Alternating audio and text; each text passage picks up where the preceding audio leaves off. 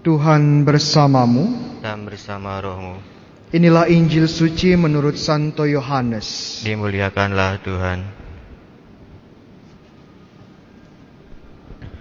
Sekali peristiwa Yesus berangkat ke seberang danau Galilea, yaitu danau Tiberias. Orang banyak berbondong-bondong mengikuti dia, karena mereka melihat mukjizat penyembuhan yang diadakannya terhadap orang-orang sakit. Yesus naik ke atas gunung dan duduk di situ dengan murid-muridnya. Ketika itu Paskah, hari raya orang Yahudi, sudah dekat. Ketika Yesus memandang sekelilingnya dan melihat bahwa orang banyak berbondong-bondong datang kepadanya, berkatalah ia kepada Filipus, "Di manakah kita akan membeli roti supaya mereka ini dapat makan?" Hal itu dikatakannya untuk mencobai Filipus, sebab ia sendiri tahu apa yang hendak dilakukannya.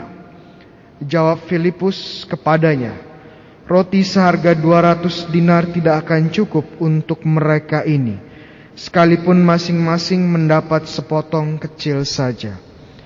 Seorang dari murid-muridnya, yaitu Andreas, saudara Simon Petrus, berkata kepada Yesus, "Di sini ada seorang anak yang mempunyai 5 roti jelai dan 2 ikan. Tetapi apakah artinya untuk orang sebanyak ini?" Kata Yesus, "Suruhlah orang-orang itu duduk. Adapun di tempat itu banyak rumput." Maka duduklah orang-orang itu, kira-kira 5.000 laki-laki banyaknya. Lalu Yesus mengambil roti itu dan mengucap syukur dan membagi-bagikannya kepada mereka yang duduk di situ. Demikian juga dibuatnya dengan ikan-ikan itu, sebanyak yang mereka kehendaki. Dan setelah mereka kenyang, Yesus berkata kepada murid-muridnya, "Kumpulkanlah potongan-potongan yang lebih, supaya tidak ada yang terbuang." Maka mereka pun mengumpulkannya dan mengisi 12 bakul penuh dengan potongan-potongan dari 5 roti jelai yang lebih setelah orang makan. Ketika orang-orang itu melihat mukjizat yang telah diadakan Yesus, mereka berkata, "Dia inilah benar-benar yang akan datang ke dunia." Karena Yesus tahu bahwa mereka akan datang dan hendak membawa dia dengan paksa untuk menjadi raja, ia menyingkir lagi ke gunung seorang diri. Demikianlah sabda Tuhan. Terpujilah Kristus.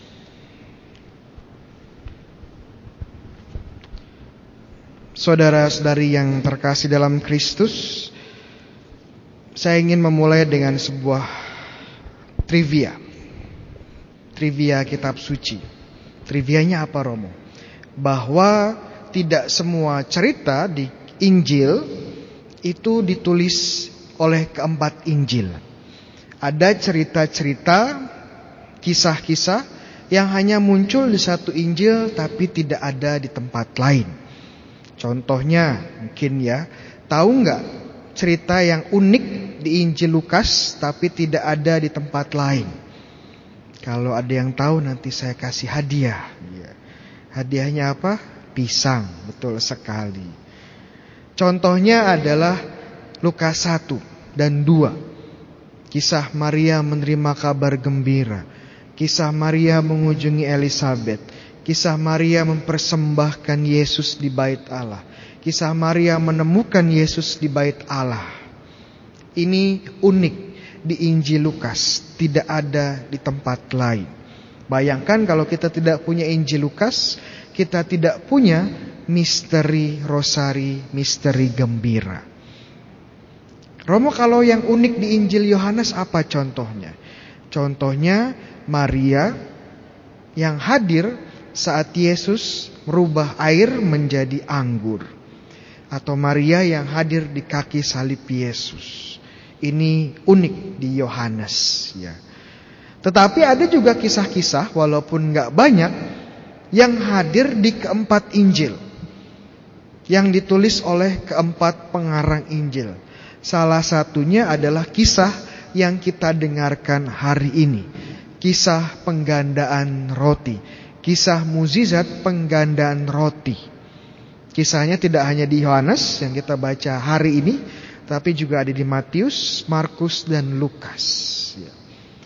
Walaupun ya agak ada sedikit perbedaan di detail, ya, karena memang para pengarang Injil mempunyai tekanan masing-masing, ya, emphasize-nya masing-masing, tetapi mereka sepakat pada hal-hal dasar bahwa mukjizat terjadi. Ada 5 roti, ada 2 ikan, ada 5.000 orang. Kenapa mukjizat ini begitu penting sehingga dicatat oleh keempat Injil? Semuanya setuju. Ya mungkin ada beberapa alasan, tapi alasan yang paling mendasar adalah ingat bahwa mukjizat penggandaan roti ini menjadi tanda dari Ekaristi. Dan Ekaristi kita tahu adalah sakramen yang sangat penting bagi kita. Tidak hanya sekarang, tetapi juga pada zaman gereja perdana, zaman para rasul, dan bagi Yesus sendiri tentunya. Dan kok Romo bisa bilang bahwa mukjizat ini berhubungan dengan Ekaristi?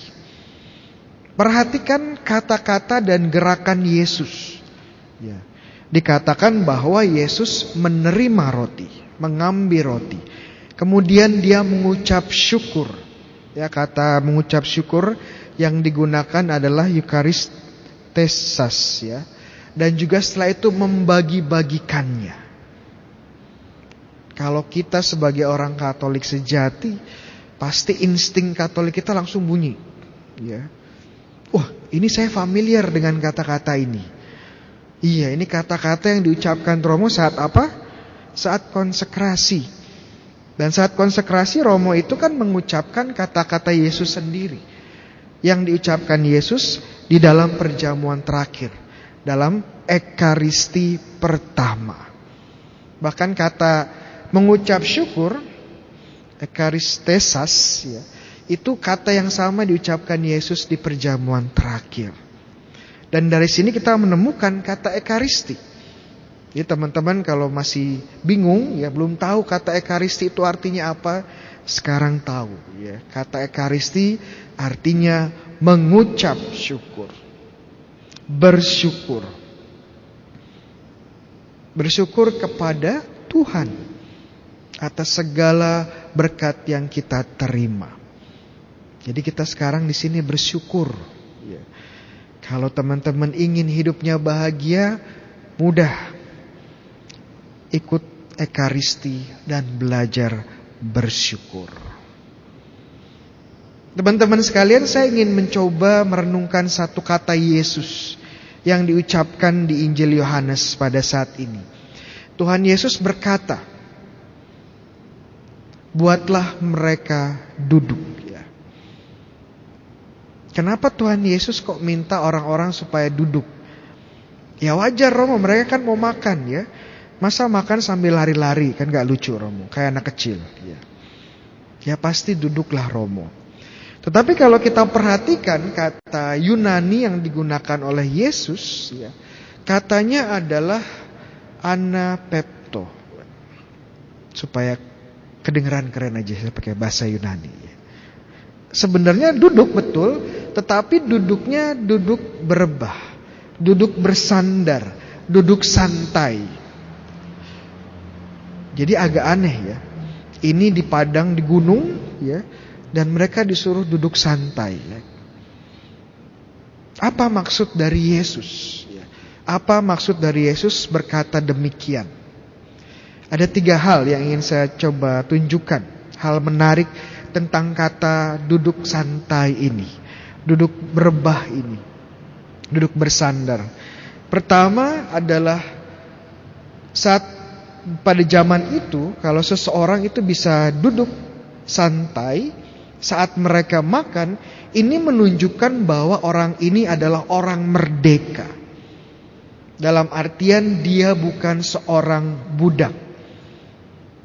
Kenapa? Karena seorang budak harus bekerja terus, melayani tuan-tuannya, bahkan saat tuannya sedang makan. Mereka harus berdiri dan siap.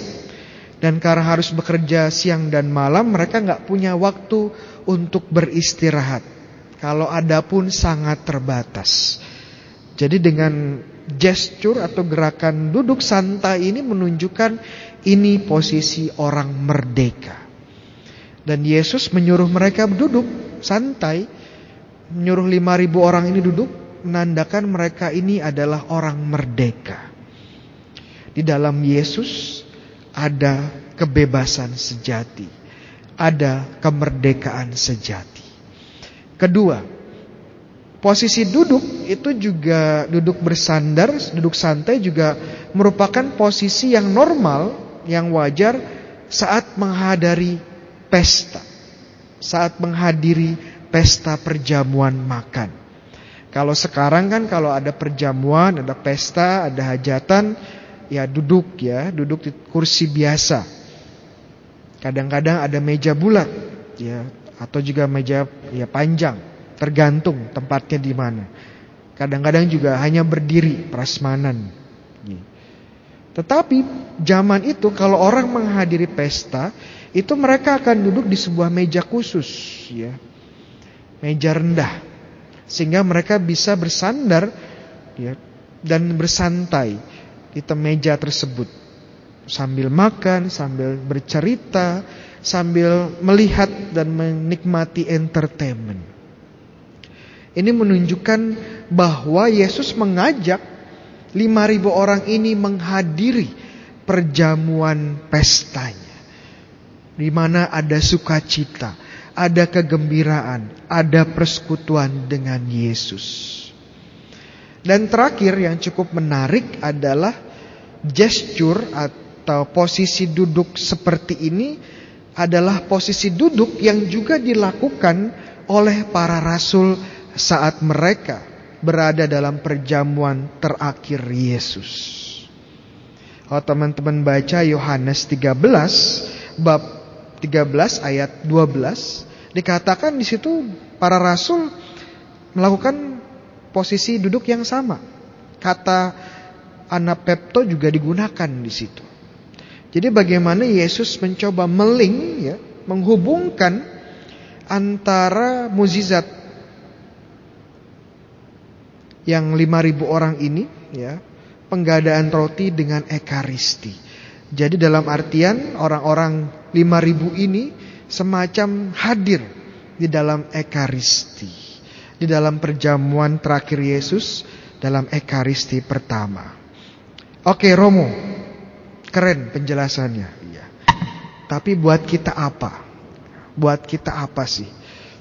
Toh kita kalau ke gereja juga, Romo, kan kita nggak duduk santai, ya. Kita nggak santai-santai, ya, nggak berebah di dalam gereja, ya. Ya memang tidak boleh karena ada elemen sakralnya di dalam gereja. Dan menurut saya salah satu elemen yang cukup hilang dari perayaan Ekaristi sekarang adalah kesakralan. Apalagi dengan fenomena misa online. Ya, misa online. Kenapa? Kalau kita lihat misa online, ya kadang-kadang ada yang di atas, ya, pinggang ke atas pakai baju resmi, tapi pinggang ke bawah pakai celana pendek. Udah kayak mau berkebun atau mau ke pantai. Kadang-kadang menghadiri misa online di kamar saja, masih tiduran, baru bangun. Kadang-kadang di kamar juga, ya, ditemani oleh anjing atau kucing peliharaan. Masih mending kalau anjingnya diajak doa, disuruh buat tanda salib, ya, suruh dengerin homilnya Romo Bayu, ya. Enggak, malah asik main dengan peliharaannya, lupa sedang ikut misa online. Ini kadang-kadang kesakralan yang sering hilang di dalam Ekaristi, sibuk dengan diri kita sendiri. Tetapi kalau kita lihat lebih dalam, ya, apa yang diajak Tuhan Yesus di dalam Ekaristi, maknanya adalah sangat dalam. Termasuk di sini dalam Ekaristi, Tuhan Yesus mengajak kita untuk menjadi orang merdeka, untuk sungguh bersuka cita, untuk sungguh menerima Dia. Permasalahannya kadang-kadang kita punya mentalitas, itu mentalitas kerja. Ya nggak salah sih. Tapi kadang-kadang kita pakai mentalitas ini pun untuk melihat ekaristi, melihat ibadah kita. Makanya kadang-kadang kita merasa sangat berat ke gereja. Ngapain sih ke gereja? Hari Minggu loh. Ini waktunya kita istirahat, waktunya kita senang-senang, waktunya kita liburan. Kenapa harus pergi ke gereja lagi? Ini melihat ekaristi hanya sebagai pekerjaan. Hanya melihat sebuah ekaristi sebagai sebuah tanggung jawab. Tidak beda dengan pekerjaan yang dilakukan hari Senin sampai Jumat. Jadi terasa seperti beban. Tetapi kalau kita lihat bahwa Yesus mengundang kita untuk beristirahat, untuk menjadi orang merdeka. Merdeka dari apa? Ya tadi, merdeka dari perbudakan-perbudakan yang memperbudak kita. Oh, saya orang merdeka, Romo, tidak diperbudak. Masa? Kadang-kadang tanpa disadari kita adalah seorang budak.